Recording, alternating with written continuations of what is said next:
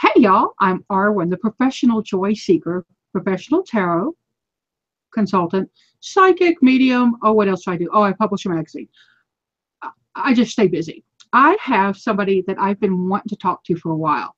Her name is Jen Hodgson, and Jen is from Indiana. And she is a bona fide, and she's probably going to whop me for saying this word, ghost hunter. But she is one of the owners of Professional Paranormal Investigations. And we're going to talk today, and then we've got a live chat going on. So hold your questions for me, because at the end, we'll probably open up for a couple, 5-10 minutes, however Jen's comfortable with, and do some questions. But I want to introduce Jen. Jen, say hello and tell us about yourself. Hello, everyone. I'm super excited to be here today. And as Arwen had said, I am one of the co-owners of Professional Paranormal Investigations. That's not my day job. My day job is actually an owner of Street Smart Incorporated. It's a web design company, and we also own a photo memory DVD company. So, like Arwen, I'm a very busy girl. I do live in Indiana. I've lived in Indiana my entire life, although at times people ask me if I'm from another area, although I'm not. So I do travel a lot. As many of you that are on Facebook with me will know that you'll either see just recently we came back from Vegas, or a couple weeks before that we were in Arizona, and in a few weeks I'm going to be in Tennessee. So I do a lot of traveling. That's fun. That's fun. My husband and I like to go when we can. We just got back from the Las Cruces and White Sands area of New Mexico. Oh, wow. I would love to see that. It's gorgeous. And it was just surprisingly calming to be at White Sands. And there were a lot of people there. I mean, we could see people, hear people, but you still just felt like, okay, I'm going to chill out now, right now. So it was very nice. There's something with sand that actually makes you relax a great deal. And this actually isn't really sand; it's gypsum. Oh, that's really cool. I've never seen something like that. That's different. It's very different. They've got a whole write-up on why it is and what it is and all of that. But it's a cool place. If you ever get down there, make a trip to White Sands. It's really worth it. Now, Jen, I have a question for you. Sure. Long have you interacted with paranormal energy? Not even investigation, just known that there was something else out there. Since the age of 7. Since the age of 7, there was a woman who would appear in my room almost on a nightly basis, and I could feel her energy. I still to this day feel her energy a lot. It's a very strong energy, and at the age of 7, that used to scare me a little bit, to the point that I would be like really a lot in my bed, and just hoping and praying for morning to get here really quick. So, but that's really when it all started for me, was at the age of 7. Very cool. Now, what part of Indiana are you in? Are you comfortable telling us, like?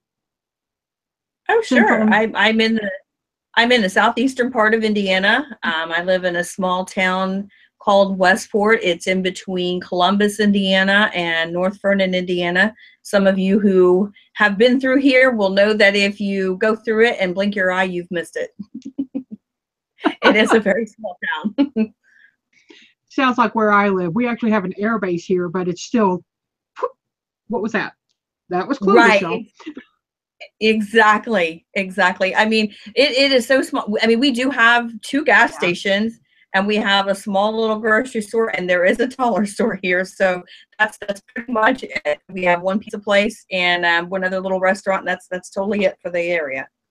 Well, I have some very good memories of Indiana. I used to go to a women's music festival at the university in, I can't think of the name. It starts with a B, and there's a similar name city in like Illinois, so people get them confused. Ball State, maybe? No, it's the town. It's Indiana State University or something. Okay, I gotcha. It's like right below Indianapolis. We always had to drive through Indianapolis, and this, you'll laugh because the Women's Music Festival always happened around the last weekend in May or the first weekend in June, which is also what? The Indianapolis 500 people. Yes. Yes. Yes. I'll think the name will come to me in a minute, and it's I think it's ISU. I think it's Indiana State University, or it was. I don't know if they still do it there. But tell me this: have you ever had?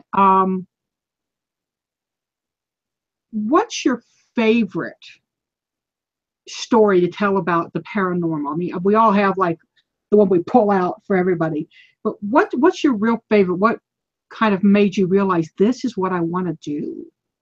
Oh, wow.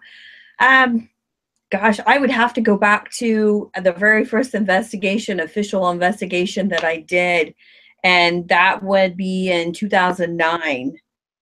Up until 2010, I thought everybody could do, I thought everybody could see, everybody would know things. I mean, there was no different. I mean, I would literally say things to people, my coworkers, things, and they would look at me really strange after it would happen. And to me, that was the most normal thing in the world. So my first real experience, as far as doing it professionally, would be in 2009. And it was at an old hospital. And this place had so much activity that it was just unreal. And now they have since converted this building, and it's now a place for people for apartments, which I'm not still sure that's a great idea, because there was a lot of negative things that took place in this building. Whatever was in this building at the time did not like people who were pregnant. They would literally try to hurt these people. And one of the persons who was with us, she was the owner's daughter. And whenever she would walk past the kitchen, this thing would cuss at her. Literally every name you could possibly think of, this thing would cuss at her. And so, this was kind of where I got my feet wet a little bit as far as doing investigations. And that's really what got me hooked into doing this even more. I mean, we were on the 3rd floor, and I was telling 2 other investigators, no, we need to be downstairs in the kitchen because that's where this thing is at. And so, after numerous times of telling them that, we actually went there, and that's where all the activity took place. There was a lot of black shadows that went through. There was many things that happened. One of the things that happened at this location was a ball of light coming out of a wooden table, and 4 of us witnessing that. All of us sitting in a hallway and seeing a ball of light. Now picture a hospital hallway. There's no windows, there's no nothing. It's just all solid walls, no nothing. And we're sitting there, and you see like somebody running with a flashlight from one end to the other, and then the light shooting back. And everybody was accounted for. Nobody was doing anything. So that's the one thing that got me hooked. That location. I like it. I mean, I could go on for days of telling stories about this location. So how many, just ballpark, how many investigations would you say you've done since then? Over 100. Wow. Any that fell flat for you, or did you have hits at everything? Because I know sometimes it's up, it's down. I can't really say that we haven't had some areas where people thought we were just entertainment. And so we would go there and there would really be nothing going on. So we've had maybe 1 or 2 that hasn't had any activity. The rest of them did have activity happening. But the thing of it is, it's not just things that are going on in the home. What people don't realize is that it's sometimes just their loved ones that are there, and they're trying to get a message to them. And so it's kind of twofold for me, because not only do I give them messages from their loved ones, but I'm also able to help them figure out what's going on in their home as well. So it's kind of a twofold for me. Now, have you ever done something that just scared you spitless? I mean, something that made you just want to go, I need to get out of here right now.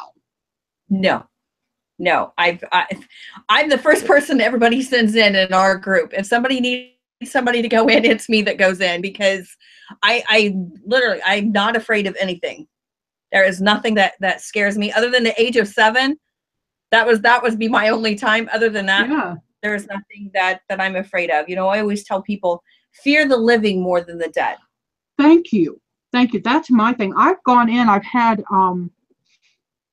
people call me to go do stuff for them because I do have that sensitivity, and I never made it into a profession. Sometimes I wish I had. I really enjoyed it. But generally speaking, the entities that would listen were respectful. The entities that didn't were invited to go. Mm-hmm. I mean, you know, they're non-corporeal. They don't have a lot of energy. If they're going to use it up to shove you, pull your hair, whatever. Right. When they're done. Right. Kind of have a hard ass, I think, attitude about that sometimes. Now, I've had one incident where I got very scared. And Mm-hmm. it wasn't paranormal. It was actually, I scared myself. So I had gone into a forest and I write paranormal. And so I'm thinking all about this one book I'm writing about werewolves and all this stuff. And then I hear a rustling coming from my right. I didn't stop to see if it was a fox, a rabbit, a mouse. I turned and ran like I had been shot.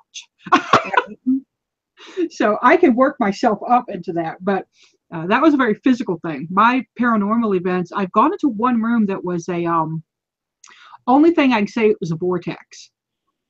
Mm-hmm. And somebody had done work in there and never closed it down.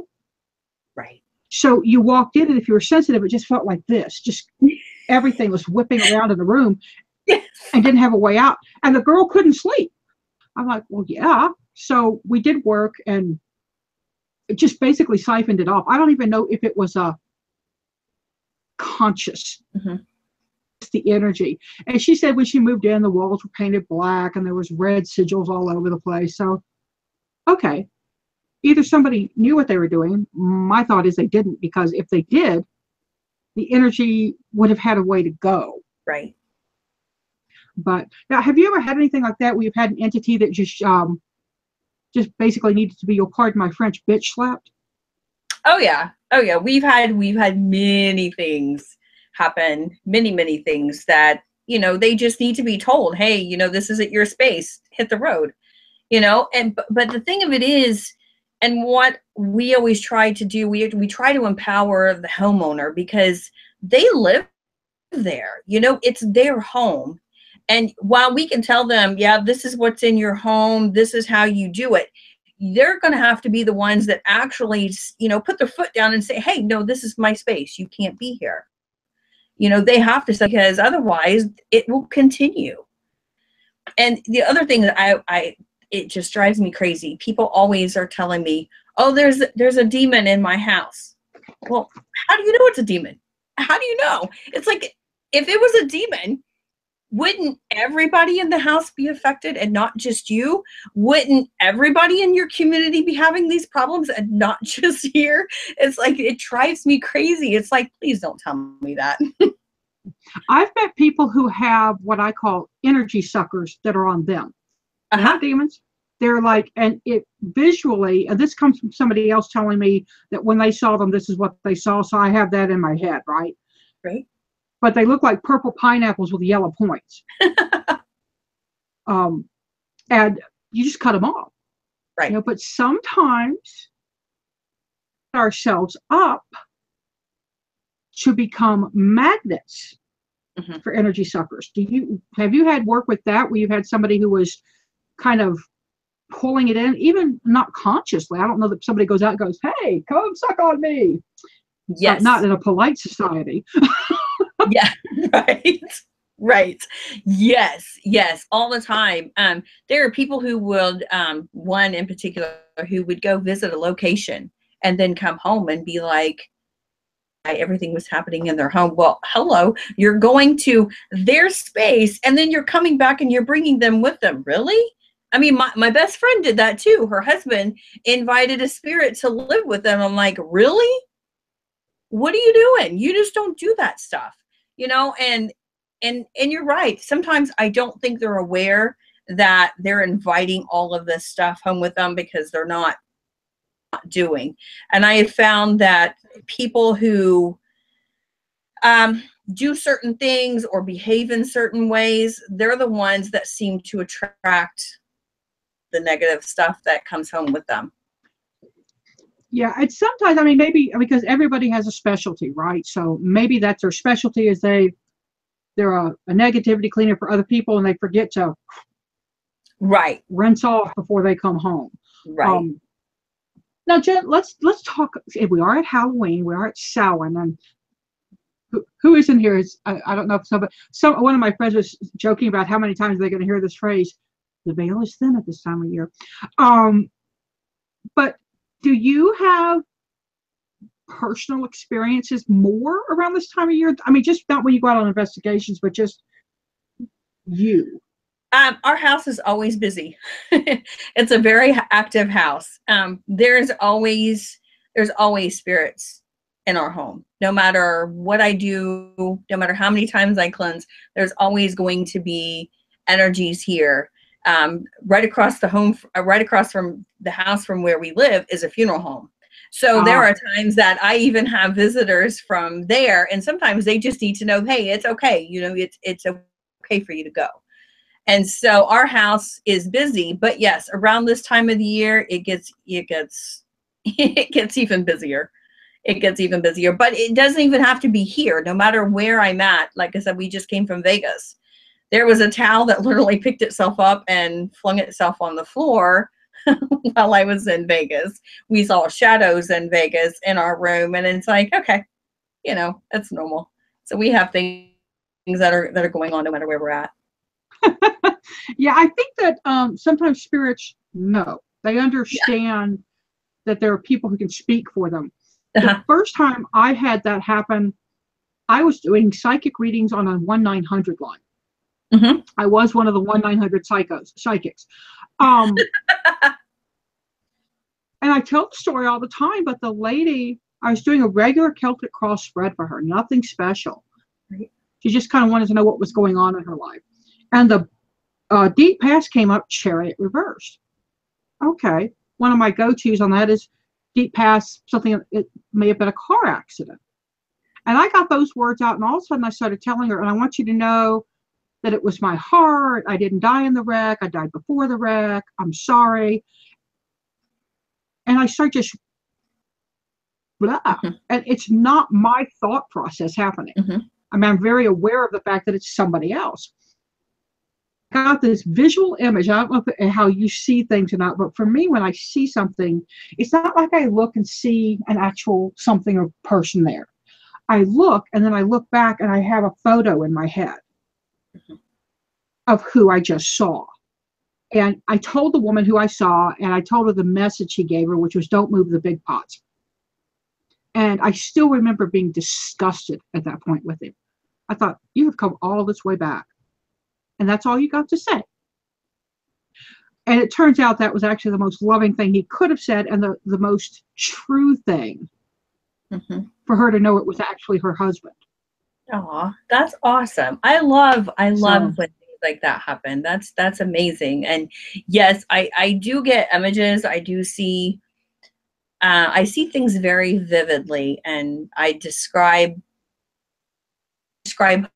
homes when I'm not even there. I've never been there. So I'm able to do a number of different things. And I love that message that you were able to deliver. And I know that meant more to her than anything else that you could have told her, or even the reading that you were giving her. I'm sure that's the one thing that stood out, and everything else just kind of faded away.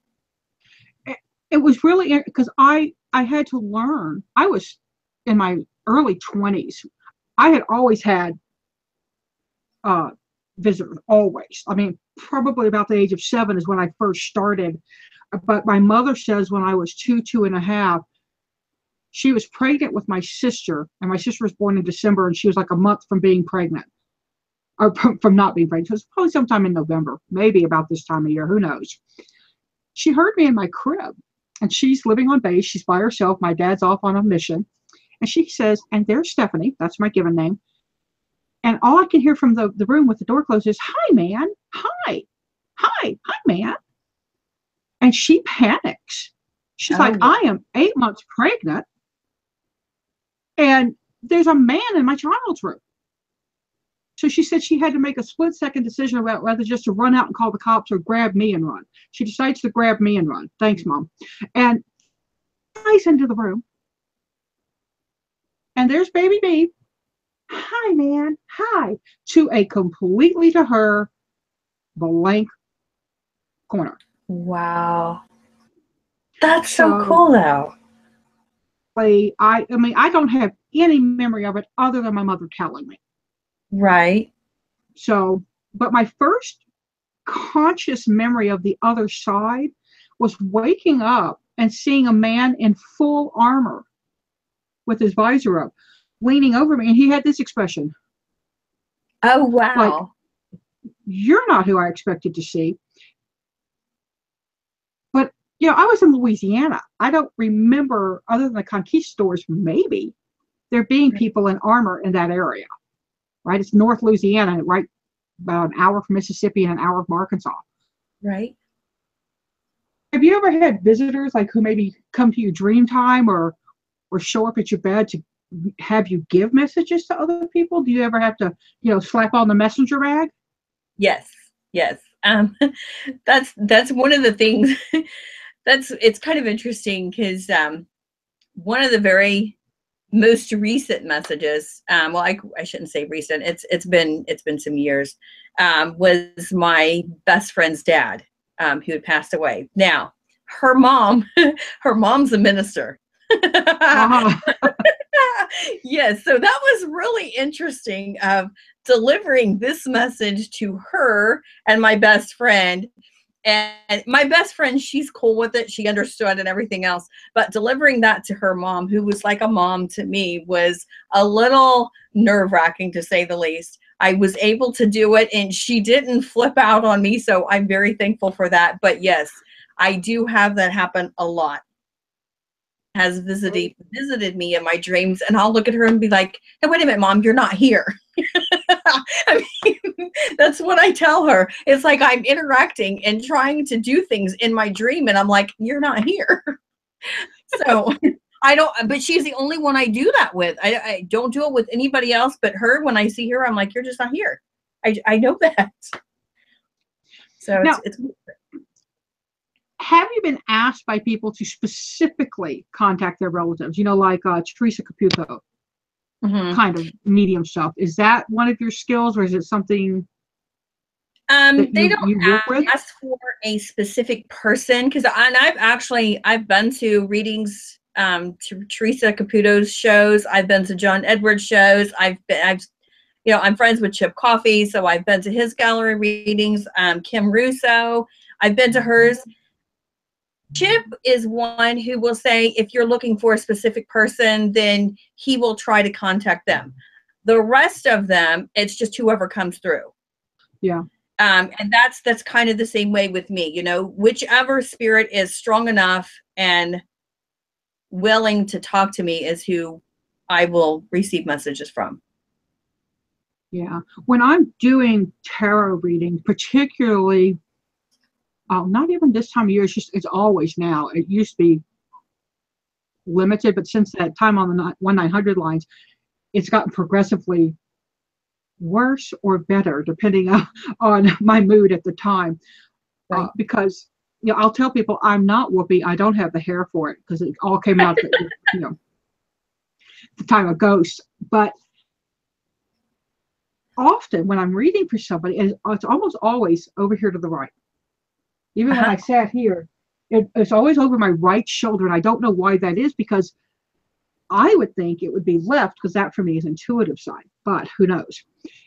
And I will look over and look back and then say, okay, so I see this woman, she's got a white, and she's shaped like head, and then just like a V down, and is wearing heavy flannel. You know, is that somebody you know? And sometimes I don't even get that out. Sometimes I'm like, and she wants you to know blah blah blah blah blah blah blah. Right. So I don't know if they hit you like that or not, but sometimes it's like I open my mouth to say what I want to say. Yeah. Yeah. It's like, nope, this is what you're saying. Yeah. Yes, that actually happened to me this past weekend at an investigation. The girl's grandfather was there, and it's like it was very persistent, and it was like, all right already, just give me a minute and I'll tell her. So once I was able to deliver that message, that was gone and over with, and everything was good. So, but yeah. Yeah, and it feels like a pressure almost, like, and once you're done with it, it really, I feel like I can say, oh, okay, yeah, done. Exactly. I know exactly what you're saying. I know exactly what you're saying. Yes. I've had a friend in Bowling Green, Ohio, which is, sort of where you are, but higher. Right. She said she was being watched in her house. And she was in an old Victorian, it was split up into apartments. And so I went over. And we're walking through the house, nothing. Then we get to her bedroom, and it's was a den. There were built-in bookshelves and cabinets above. It was a beautiful home. And we walk in, and right as I stand through the doorway, I feel, and I tell people, it felt like a psychic shower. I just felt like tingle, tingle, tingle, tingle all the way down. And I said, you need to back up. And my friend said, what? I said, not you. Because I had literally felt like I walked into, or somebody had walked into me. It was the weirdest experience. And the energy moved. And I told her what I got from the energy, and we addressed him. We called him Mr. Books because of all the books in the room. We said, do you mind hanging out just up here in the shelving and until she gets used to the idea of you here, because she reminded him of his daughter, and that's why he watched her. So it was a very specific reason. He understood she wasn't, but in her shape, and she was more like his daughter. And I told a friend of mine, I was a dog groomer at the time, and I told the lady I rented from, I said, and so we called him Mr. Books, and she said, wait, what did he look like? And I told her what the image I got, and she said, and what house was this? I told her, she said, that house was built by Mr. Bowles. You've just described him, and he died 10 years before you ever moved to this town. Oh, wow. That's awesome. I love that. I love that. It's weird to get that kind of confirmation. I still, to this day, when somebody says, oh, that's so-and-so, when I tell them who I'm seeing, I still think, this shit isn't real. What are you talking about? Do you have, I don't know if it's self-doubt or if it's, I don't know what the energy is. Do you ever have that sort of stuff? There are moments where I will doubt what I'm getting, and then it's like something else will happen and be like, okay, yeah, there's no reason for me to doubt that at all. So it doesn't happen very often. I mean, now it doesn't. In the very beginning, oh my gosh, it did, because I was like, oh my gosh, do I say something? Do I not say something? Is this just something that's coming up, whatever. But, when you get to, prime example is a year ago, we did a house, and we actually they were renting it out. So we had not only the people renting it, but we had the owners there as well. So they were able to confirm some things, but there were other things where I was giving them names and dates, and they literally went and did some research. And when I first left there, because nobody could validate what I was saying, I was like, okay, maybe I'm just, making these names up, whatever. But then like a week later, they came back and they're like, no, here's all the names and dates that you came up with. It's right here on paper. So, and it was like, since then it was like, yeah, there's no reason for me to ever doubt what I'm getting, and there's really no reason for anybody to doubt what they're giving. We don't understand it. We're just the messenger. We're just the middleman. And so that's just, you just give it as you see it. So, yeah. Yeah. So I was looking at, my friend Kate just showed up. Kate, hit the notification bell, darling. It will email you when we go live. Sorry. Now, I've had an experience where I went to a friend's house. And we've actually talked about this. It was Ember. I don't know if you know who Ember is. She's a I love YouTube Ember. personality here. I love her. I was at her house and she was talking to me about this entity that they had and that they felt. And I walked around, and I what I do when I go looking is I just kind of walk and stay open. And a room feels different. There's always something. I walked into a room and there was definitely a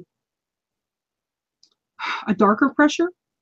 It was somebody who was not happy, and he wasn't evil or mean. He was just angry. And then I walked out into their garage and I felt a similar. It was almost like an identical thing. And we talked, and it turns out they had bought an old embalming kit. And they put some pieces of it in the one room, and then they left the rest of it out in the garage. I said, well, here's what's going on, because the minute they said that, I got this download of basically, who are you to separate my tools? I kept them together. I was good at my job. I was a professional. And just, I mean, it was just like that kind of anger over their stuff being disturbed. They put it together, never had a peep out of him again. Have you ever had somebody who, and I at that point would have told you I didn't believe in haunted things. I would have absolutely said, haunted dolls, haunted rings, they're just a gimmick to get you to buy stuff. Right. But this wasn't sold as a haunted anything. It was just at an auction. Right. But have you ever had that where somebody's brought something into their house and they brought something with them? Yes. Yes, absolutely. When we did the Jones residence, there was a lot of antiques in the home, and you could tell that there were spirits attached to these pieces. And I mean, of course, they weren't going to get rid of them. They kept them, but we were telling them, this is why this is happening. And it's very common, very, very common for that to happen, for spirits to attach themselves to something that they loved when they were here, or in that space, wherever they were. So that's a very common thing. So we've had that happen. I would, in my head, I was like, well, I hope somebody doesn't bring in something from, a Union soldier and a rebel soldier, because that's going to cause some issues, people. Right. Absolutely. What I always tell people is cleanse your items before you bring it into your home. Before you do anything, cleanse those and make sure that you've done your part to make sure there's nothing that you're going to bring home with you. So I have shields and filters set up at my house so that I will actually, if somebody wants to ride along and their intentions are benign, I don't want to say good, but not mischief bent, they can come in. If they feel safer staying with their item and they don't want to go, that's fine. I always give them the option, here's how you go. It's here's what you do to release if you need to release. But I've run into entities that don't want to leave this plane because they have it's a grandparent. It doesn't seem to be great grandparents very often. I had a great uncle once, but it seems to be grandparents who either died when the child was very young, or they didn't get to see the child before the birth. They died first. Stay with their family member, and it's a really, I find it very comforting. When my dad died, I had a real sense that he came to hang out with me, which kind of creeped me out when I was in the bathroom. Yeah. I was a teenager. He died when I was on my 11th birthday. And the first time I had this idea was around 13. I thought, oh.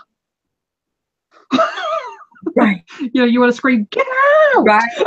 Exactly. I totally understand that.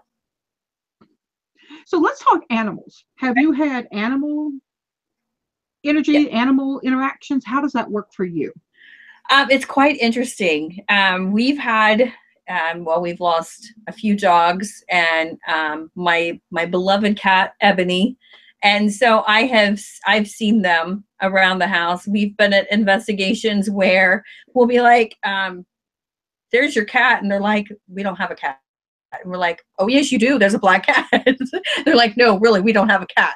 So, so animals do come back. They do, you know, for whatever reason, when you're just like with people, you know, when you're stressed out and you need comfort, or it's close to, you know, a holiday or their birthday or your birthday, those animals, just like your loved ones, are always around.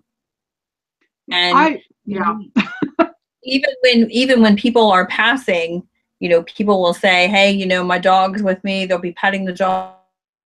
So it's very common for pets to be around during either their time of departure or to go back and visit loved ones. My last dog, who we just recently had to release, has been haunting me. And I use that word very intentionally because she comes to me in my dreams. Facebook's been haunting me with her because I adopted her in October 7 years ago. So it's like all these pictures and videos. I'm like, okay, stop. But she's been here. I mean, physically been here where I can reach out and feel like I'm petting her. No other animal's ever done that with me. I've had, you know, cats come back and walk on the bed. I think they enjoy that shit. But she's been up in my face basically. So, and it's been a little bit hard for me because in the grief mode, it's been difficult to really release and let go of that. So it's been a little, I'm glad Samhain is here. Yeah. Yeah. It sounds like to me, she's trying to comfort you, even though she doesn't understand that, you know, it's upsetting you a little bit more than what it, you know, it's not letting you heal as quickly as you would like to. And so she, you know, that's her purpose, is to comfort you, just like she did when she was here. Yeah. So well, it's a very, yeah. We're going to have a talk tomorrow night because I'm like, look, sweetheart, you can't keep doing this. You've got to go on. I will see you at the bridge. But I've had cats come back as other physical cats where I can call them by the other cat's name and get a reaction. Yes.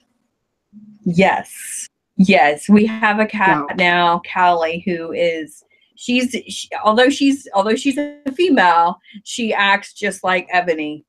Yeah. she's very much like Ebony. Yeah, I've had them cross back. I mean, gender doesn't seem to matter to them, color, but I've had one specific cat come back like 5 times. Yes. So it's been it's like, okay. And I will call the whatever the cat is at that point, I will call them all the names until I get to the right one. Right. And right. The fourth version of this cat would do this while I was calling the names. Till I got to the right name. And it was just like, oh, for God's sake, you named me this. Could you use it? Right. I love that. What's the sweetest haunting or investigation you've ever had? Well, the sweetest for me is when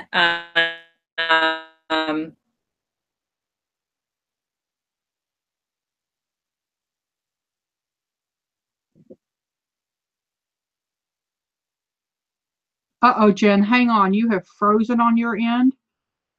All of I don't know if you can see me or not. Stuff and her grandkids, a bunch of nonsense. So to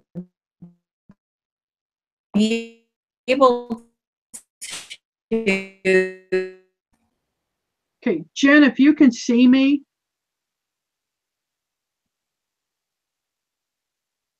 Okay, I'm not sure what's going on, but you've completely frozen. So, trying to figure out what's going on. It may be an internet thing. I don't have anything on the internet but my phone in here. Yeah, I think we've lost Jen. I'm not sure what happened. Jen, if you can hear me, exit out and come back in and see if that works for you. Sorry, y'all. I'll jokingly say some spirit in her house didn't want her talking about this when they thought they were sweeter. But I don't know if Jen can see me or not. I'm going to try to message her on Facebook. Y'all talk amongst yourselves while we do this. I don't know if she's got Facebook up or not. So let's see.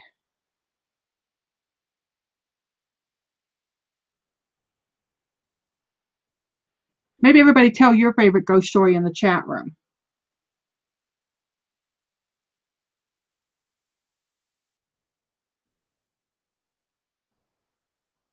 Oh, and Jen's going to be in, her article's going to be in the spring issue of the Cartomancer. I'm very excited about it. She's talking about how she has used tarot in paranormal investigations and kind of the results of that. So very interesting stuff. And let's see where, if I don't know if she's gone, so maybe she's trying to get back in. We'll hope.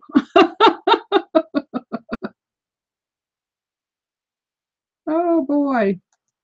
So if y'all have questions, holler at me. I think she's trying to log out and come back in. There she comes back in. Okay. I'm back. I don't know what happened. All I know is you were frozen. I was joking that maybe one of the spirits in your house thought they were the sweeter thing and didn't want you telling that. It very well could be. Very well could be. So we didn't hear much. We heard the sweetest thing, and I heard something about a grand something. All I got. Okay, there was an older lady. She used to be a nurse, and she had retired, so she was finally at home, and she was hearing all of these noises and everything else, and her grandchildren were telling her a bunch of nonsense. And so we were able to go in and help her and validate what was real, what wasn't real, and to give her a message from her siblings who had actually passed. So it was really good. That was like the best one. If you ask anybody in our group who was there, that's the one thing that they will tell you about that investigation. That's the one they will remember. So right after my mother passed, her best friend told me that on the Sunday before she passed, she said, your mom called me. And mom had, after this last conversation had gone, and she was getting kidney failure, so she'd gone into that. They have where they moan and talk nonsense, and there's a lot of, it's just part of the process of death. And Tana said, your mom called me Sunday night, and she was completely lucid, and she said she'd had a dream about her dead husband. And she said Maury showed up, said he was going to pick me up Thursday night.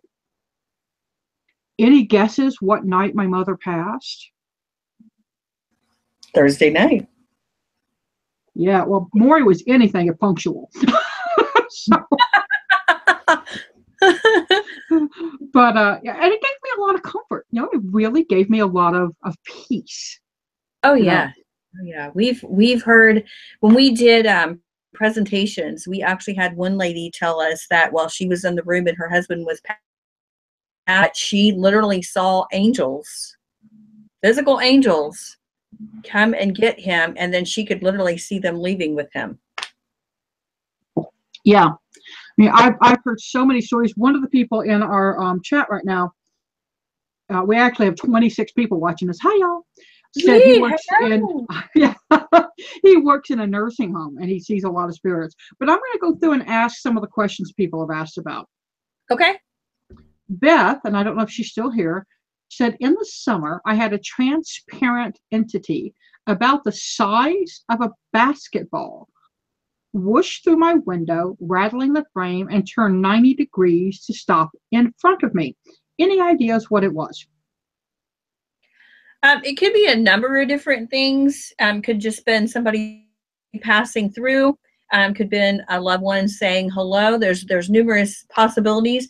What I would suggest for you to do is to kind of do some research on your property, because most people think, and 9 times out of 10, it comes from the land it's taken place. And see what you can find out, and just kind of keep note of any other occurrences that happen, whether it, write down the dates, the times, what you're doing. Is it summer? Is it fall? Whatever it happens to be, kind of keep track of that, because then you'll start to see a pattern and you can easily figure out, what other things are happening in your home and who it is. Very cool.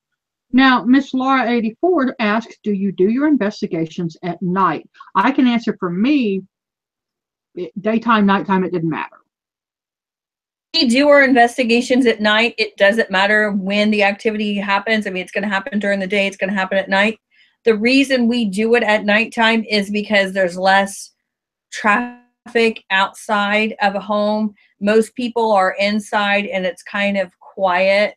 Especially, when we started, it's like 8 o'clock, 9 o'clock at night. So most kids are inside and they're in bed or they're getting ready for bed. So it's a lot more for that. So that's why. And yeah, if you have a day job. So. Right. Yeah. Now somebody says, I have one. This is Miss Laura again. I have one that visits me in my dreams, but he doesn't feel threatening. Yeah, that's a very common thing. And the reason why they visit us in our dreams is because that's the easiest way to access us. Because during the day, we're busy working, we're busy cleaning, we're doing all kinds of things. But when we're in bed and we're sleeping, we're at our most relaxed state. So it's easier for spirit to communicate with us at that point in time. Oh, crazy baby. She's got numbers in her name, or he has. Thank you. I live in London, so I doubt if I can figure out who it was, if it's an unknown previous occupant. And remember, when you live in a town that's had a lot of trauma, like one has from the bombings, from the Blitzkrieg, and even before that, London burned. There's a whole bunch of big bang issues. So if you look at the date, London history, and see if something significant happened on that date, that may have been what happened. Absolutely. I'm trying to see. James says, I work in a nursing home. Spirits are a daily thing. It can be very draining. Do you have any suggestions for somebody who work in a hospital? And she says hospital spirits are terrible with personal space. I've had a man come right up into my face. I've had to say, back up. Yes. So what do you do with spirits, when they're new, they don't have boundaries? Right. The best thing that I do is I always make sure that before my feet hit the floor in the mornings, I'm shielding myself throughout the day. No matter what I'm doing, I'm constantly shielding myself, just making a conscious effort to make sure that you either, it depends on what you feel comfortable doing, whether it's a bubble around you, whether it's thorns around you, whatever you need to do to feel like you're protected. Another thing that I would suggest is just combing down your aura, and that's basically just running your hands down over top of you and making sure that's all. And if you're feeling like you're having a really bad day, that's where you really anything that you're doing, because when they see a weak spot of you having a bad day, that's where they're going to take their chance and they're going to enter and mess with you a lot more. And for those of you who aren't familiar with the idea of shielding, if you're my age, or I'm 56, almost 57. And what I do is I have when I teach shielding to people, I have two things. One, I ask them if they're a Get Smart fan. You have to be our age or, but I talked about the cone of silence. Just drop it down. Right? You can see that, drop it. That's your shield. And the other thing is, do you watch Star Trek? Shields up, baby. Right. When you're working with shielding, I actually learned shielding and grounding and centering from fiction books by Catherine Kurtz, the Dareny series. And in that, they do real specific work about grounding and centering with characters who could come into magical powers. And that's how I learned how to ground and center, which is kind of crazy. But, and so you do, sometimes that's something you want to practice with other people, and you want to practice with somebody who is also within their psychic energy. And I think everybody's psychic, y'all. Let me just say that out front. I think that some of us have been told to shut it down. Yes. You know, and just like rusty faucets, it's hard to get them back open. You just got to keep working at it. Yes, absolutely, you do. Absolutely. Yeah. I'm looking. Cone of silence. Somebody's laughing. They said, I am of a certain age. Oh, Crazy Baby said an ex had died a few days before they had that entity, so they didn't know if it was him, someone I knew. I would go, if you didn't think it was somebody you knew, probably wasn't. Yeah. Yeah, go with your first instinct. You know, whatever comes to mind, the first thing, that's 9 times out of 10, that's going to be the correct answer. Don't second guess it. Now, we're kind of wrapping up here, and I want to ask one question that I think a lot of people will want to know, but they sometimes don't. How do you hone your psychic senses? Do you have any thoughts on that, or any ideas on what makes you better? I don't think there's any one person better than the next, because we all have abilities, and we're always going to have one that's a little bit stronger for us over the others. And the one thing that I always suggest for people to do is, if you can, meditate. Really going to help you a lot. The other thing is just, keep working at it. Play little games, because when you're playing games, that's when, just like what you were saying with the books, that's when you learn the best. And, even if you're just going down the road and you're like, okay, guys, I want to see the number 743. Don't give it a specific, it has to be in a license plate or whatever. And just kind of pay attention to that, because that's how you hone your skills for anything that you're doing when it comes to psychic abilities. There is no, there is no, secret to it. It's just have fun with it. And do the old playing card trick. I don't know if people still do this or not, but there used to be a thing when somebody would hold a card up and you had to guess if it was black or red. Yes. Okay. Got a 50% Absolutely. chance. Okay. Absolutely. Keep doing it. Your percentage is going to go up. Absolutely. Absolutely. Yeah. You can do that with anything. Pictures are a really good one. Have one of your friends to give you a picture, show you a picture, and see what you can come up with, whether it's a picture of a location or a person. Don't Google anything, just go with what you get. And it might be something that's just so small that you think, okay, that just can't be it. But 9 times out of 10, it's going to be right. I mean, and that's how you build on that. That's what you do. And it takes a little bit, but you'll get there. And it really does. People think that it's weird that you can do psychic stuff over the computer, but guys, it's just energy. Yes, I know. Yes. I mean, I do a lot of my stuff. I'm not even at locations when people will call me or send me a message. I have my own group members. They'll send me a message. Hey, Jen, do you know where my brush is? Or do you know where my cell phone is? Or do you know where this is? And it's like, I have to just kind of figure out where their stuff is by mentally picturing their home and their layout or their car or whatever, and just go with that. So you can there's many things. You don't have to be in a physical location to be able to get hits, psychically or anything. Exactly. And if you can tell me where my left hearing aid is, I would appreciate it. Because I cannot find that damn thing. But appreciate your coming and giving us all this time. Somebody did have a one last question from Crazy Baby. And Crazy Baby says, have you ever been visited by someone who's still alive?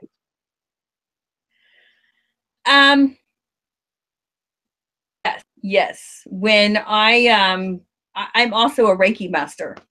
So when I did when I do attunements, I'm not always physically with a person when I've done attunements or when I've had an attunement done. And my first Reiki attunement was from someone who lives in the UK.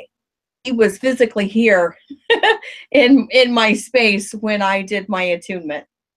or when I had my attunement done, and vice versa. I've actually had students that have appeared here when I've done their attunements. So yes, Very cool. absolutely. And I have sort of. My best friend and I have one of those connections you hear about where one of us will go, oh, got to pick the phone up and call. Right. And my friend Kate and I can do that too. Kate will do it to me more than I do it to her. She'll just reach out and go, you okay? Mm-hmm. But I was at college. And I still remember it was like 2:30 in the morning.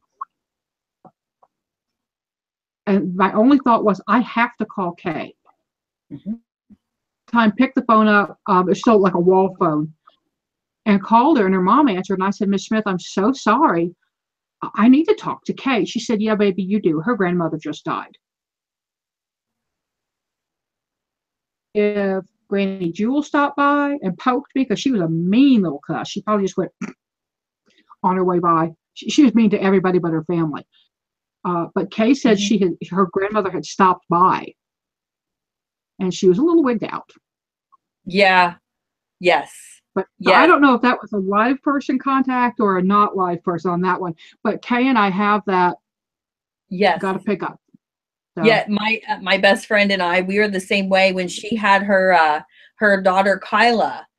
During her pregnancy, I kept asking her, are you sure? Because she had a lot of health issues, and they were afraid that the health issues that she had was going to transfer to Kyla. And even though she kept saying no, I knew that it was going to, but Kyla was going to come out okay. And the day that she went into labor and had her, I woke up at 6 o'clock in the morning. I mean, literally shot up out of bed because I was feeling her pain. And I called her and I'm like, what's going on? And her mom's like, oh, she's having her baby. I'm like, great. Great. Like, now would be the time to shut this connection down.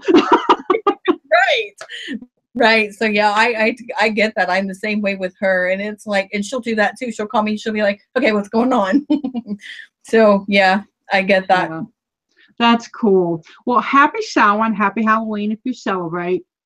Thank you for giving us so much of your time. This has been a real gift, and I hope you'll think about coming back, and maybe we can just do some campfire, just ghost story stuff, like all the stuff that's happened, because I could literally sit here and never open my mouth and just let you go. I would love that. I would be honored to come back. It's actually been an honor to be on your show, and I've had such a great time, and I want to thank you for inviting me, because it's been like, out of all the people, I mean, I was nervous to come on here, but I was like, I'm so excited because you're up here, and I'm just this little bitty peon, and it's an honor. Thank you so much. Yes.